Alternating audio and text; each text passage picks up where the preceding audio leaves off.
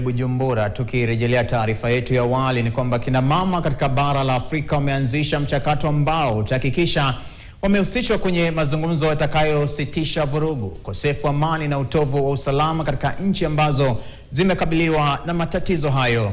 Hoja hii imewasilishwa kwenye kongamano la mataifa barani Afrika AU kuhusu vijana na kina mama linaloendelea jijini Bujumbura nchini Burundi. Kongamano hilo limepitisha kwa kauli moja kuwa kutokuwepo kwa wanawake katika mazungumzo rasmi ya amani kunafichua pengo la kutia wasiwasi kati ya matarajio yaliyomo katika ahadi nyingi za kimataifa na za kikanda na uhalisia wa michakato ya amani.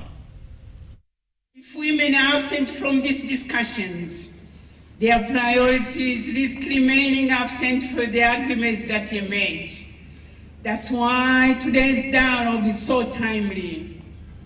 It is a call to action. It reminds us that implementation requires partnerships across generations. Across Africa, important commitments have been made under the Women's Peace and Security Agenda.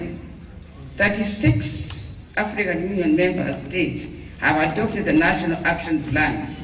Resolution 1325 was born out of a shared conviction that peace was more sustainable, security more enduring, and recovery more complete when women actively lead and participate in decision-making at all levels. Women leaders, this forum is yours. Make your voice heard. Share your experiences and formulate recommendations which are very ambitious. We have the responsibility, collective responsibility, to transform your propositions into tangible and concrete actions, a service of a more peaceful Africa, more justice and more inclusive.